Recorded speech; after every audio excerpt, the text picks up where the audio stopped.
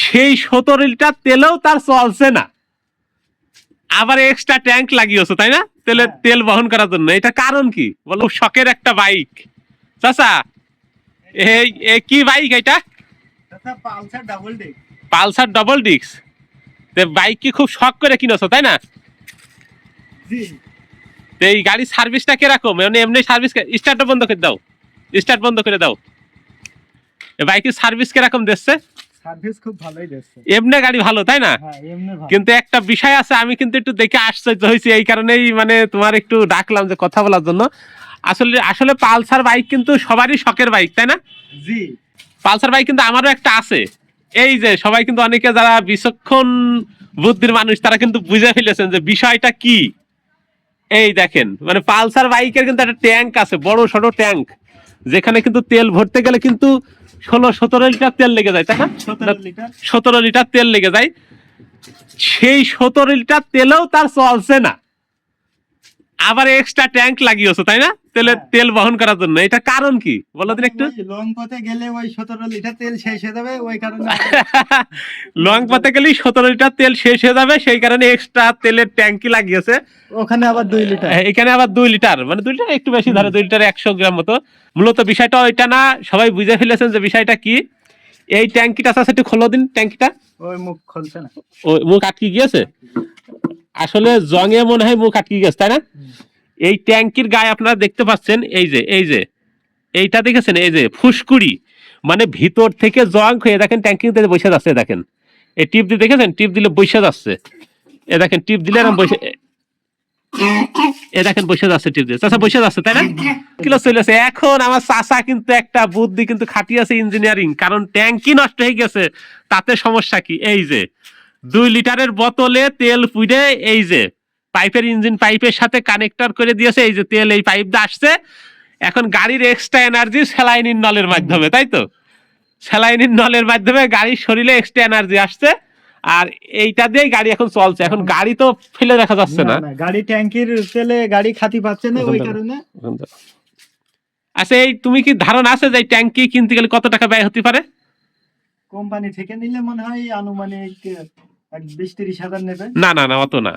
এর আগে ট্যাঙ্কি 14-15 হাজার ছিল আনুমানিক। সেদিন আমি দেখলাম, আমি একজন কিনছে, সে বললো যে 13,500 টাকা। হ্যাঁ, কোটসাদপুরে এক ভাই সেদিন জানাইলো, আমার ফেসবুক কানেক্টেড সে ভাই বললো থেকে নিতে হলে ওরা তুমি বললো যে 9,000 সামথিং, এখন একটু দাম কমে গিয়েছে। যাক, এখন 9,000 টাকাও কিন্তু অনেক সময় অনেক বড় বা বেশি। এখন এই ট্যাঙ্কিটা কিনে নিয়ে এসে সেট আপ করতে গেলে 9,000 টাকা, সেই সাথে আরো এক্সট্রা কিছু খরচ দেখাচ্ছে, আর 1,000 আর নিজেরা কিনা খরচপাতি আছে। এখন চাচা আমার মনে করলো কি যে যেহেতু ট্যাঙ্কি 9,000, এখন থাক আপাতত এইভাবে তো চলছে। কিন্তু দেখেন পালসার ডবল ডিস্ক, আমি গাড়িটা একটু দেখাই। এটা কিন্তু পালসার ডবল ডিস্ক, আমার আছে একটা পালসার সিঙ্গেল ডিস্ক, মাশাআল্লাহ অনেকদিন চলছে, 2018 সালের মডেল। আর এইটা নতুন মডেল, এই যে ডবল ডিস্ক, এই যে পিছনের ডিস্ক, এই যে এটা পিছনের ডিস্ক, আর এই যে এটা সামনের ডিস্ক। সব মিলে গাড়িটা কিন্তু গেট আপ শো এখন 100% ক্লিয়ার আছে। এই যে দূর থেকে একটু দেখাই, 100% কিন্তু ক্লিয়ার। কিন্তু দুঃখের বিষয়, এই পালসারের নতুন যে পালসার গুলো বের হয়েছে সবগুলোরে কিন্তু এই ট্যাঙ্কি ইফেক্ট দেখা যাচ্ছে। কিন্তু আমার যেটা আছে সেটা কিন্তু ট্যাঙ্কি এখন ক্লিয়ার চাচা, ভিতরে এক ফোঁটা জং পড়িনি। কিন্তু 18 সালের গাড়ি, এখনো কিন্তু চালাচ্ছে আমি। কিন্তু এইটা নতুন কিনা 2 বছর হয়েছে তাই না, কিন্তু এখন এই অবস্থা। যাই হোক, মোটামুটি মনে হচ্ছে যে পালসারে শুধু মানে এই ট্যাঙ্কি ইফেক্টের কারণে পালসার একটু বাণিজ্যিক ভাবে নিচে পড়ে যাচ্ছে তাই না। তারপরে যদি এই সংশোধনটা হয়তো পালসার বাজাজ কোম্পানি করতে পারে, তাহলে হয়তো আবার পুনরায় তাদের বাজার সেই জায়গা ফিরিয়ে নিয়ে যেতে পারবে। যাক, তোমার এখন কিরাম মনে হচ্ছে এই ট্যাঙ্কি নষ্ট হয়ে যাওয়ার কারণে? খুবই দুঃখ লাগছে, খারাপ লাগছে তাই না? অনেকে আছে দেখা যাচ্ছে দীর্ঘদিন চালাচ্ছে, হিরো হোন্ডা স্প্লেন্ডার, ডায়ান, এইসব গাড়ি দেখা যাচ্ছে দীর্ঘদিন যাওয়ার পরেও ওর ট্যাঙ্কি যেমন ট্যাঙ্কি তেমন আছে। আর এই গাড়িগুলো 1 থেকে 1.5 বছরের ভিতরেই ট্যাঙ্কি গুলো নষ্ট হয়ে যাচ্ছে। যাক, তারপরেও যাদের ট্যাঙ্কি এখনো নষ্ট হয়নি তাদের জন্য সাজেশন, আমার যতটুকু অভিজ্ঞতা, যে 6 মাস পর পর অন্তত ট্যাঙ্কিটা ওয়াশ করা উচিত। আর কোম্পানিকে ফোন দিছিলাম যেখান থেকে গাড়িটা নেওয়া, ওনারা বলেছে যে ভাই 2 বছরের ভিতরে হলে এটা চেঞ্জ করে দেবে। হ্যাঁ হ্যাঁ, আমি যে গত মনে হয় এই কতদিন হয়েছে, এই 4-5 মাস হয়নি, এখনো 3 মাস হয়েছে, একটা গাড়ি নিয়ে আসলাম আমি কালীগঞ্জ শোরুম থেকে, বাজাজ কোম্পানি। ওনাদের সাথে আমার খুব ঘনিষ্ঠ পরিচিত। আঙ্কেলটা খুব ভালো ব্যবহার। উনি বললো যে আমি অনেক গাড়ি নিয়েছি ওখান থেকে, উনি বললো যে ভাইস্তে যদি 2 বছরের ভিতরে যদি কোনো সমস্যা হয় মেমোটা নিয়ে আর ওই যে ওয়ারেন্টি বুক থাকে মানে সার্ভিসিং কার্ড ওইটার সহিত আসলে 2 বছরের ভিতরে আমরা ট্যাঙ্কিটা চেঞ্জ করে দেবো ইনশাল্লাহ। এখন যাক, তারপর আমার সাজেশন যে যারা এই পালসার ব্যবহার করছেন বা যে গাড়ি ব্যবহার করেন সবসময় চেষ্টা করবেন ট্যাঙ্কিতে ফুল লোড করা। প্রথম দিন যদি 2000 টাকা তেল লাগে, লোড করার পরে ফুরিয়ে গেলে আবার ওইটা লোড করবে, তাহলে জংয়ের মাত্রাটা কম।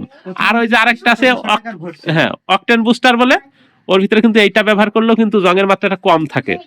আর সবচেয়ে ভালো এখন মূলত বিষয়টা ওইটা না, এখন এই ট্যাঙ্কি তৈরির যে কাঁচামালটা সেটা হচ্ছে মূলত মনে হয় সমস্যা।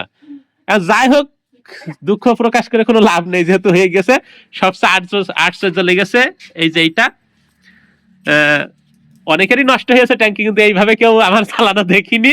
তবে এই যে আমার চাচা, সে ট্র্যাক্টর সম্পর্কে অনেক অভিজ্ঞতা, হয়তো সেইভাবেই সে জ্ঞান অর্জন করে ফেলেছে যে কিভাবে হবে। এইভাবে কিন্তু সে আমার এলাকায় ফার্স্ট এইভাবে চালাচ্ছে।